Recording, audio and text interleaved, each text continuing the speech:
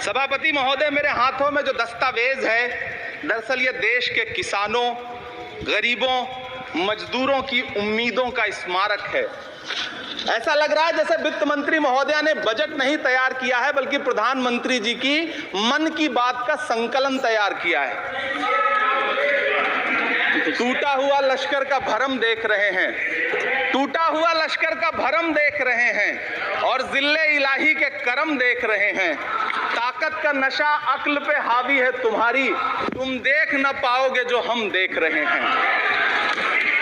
वित्त मंत्री महोदया ने इस बजट में महंगाई पर सिर्फ 10 शब्द बोला है। जिस देश में टमाटर 100 रुपए किलो बिक रहा हो। सभापति महोदय, मेरा टाइम पॉज करें और बार बार इंटरप्ट करने को या तो मना करें। हाँ बोले, कृपया बोले। सभापति महोदय, वित्त मंत्री महोदया ने इस बजट में महंगाई पर सिर्फ 10 शब्द बोले हैं। जिस देश में टमाटर 100 रुपए किलो बिक रहा हो, उस देश की वित्त मंत्री के पास बजट में महंगाई पर बोलने के लिए सिर्फ 10 शब्द है। डीजल, पेट्रोल, आटा, चावल, दाल, सब्जी की महंगाई का तो कोई जिक्र ही नहीं।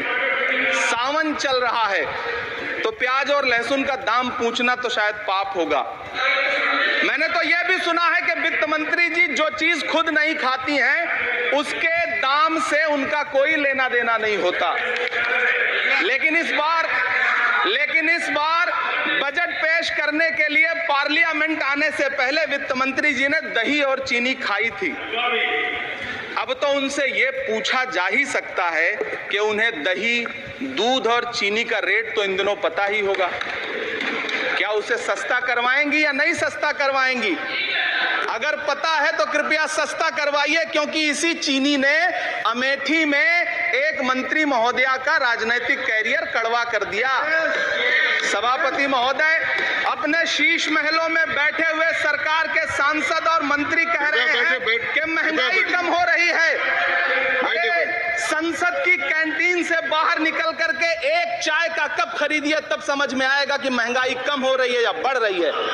किसी एक दिन अपनी किसी मजदूर की तरह अपनी दिन भर की दिहाड़ी लेकर के बाजार जाइए और अपने बच्चों के लिए राशन खरीदिए, तब पता चलेगा कि महंगाई कम हो रही है या नहीं हो रही है। यहाँ बैठ करके बड़ी बड़ी बातें करना आसान है। ये चूनर धानी भूल जाते, ये पुरवा की रवानी भूल जाते, जो आकर 4 दिन गांव में रहते तो सारी लंतरानी भूल जाते।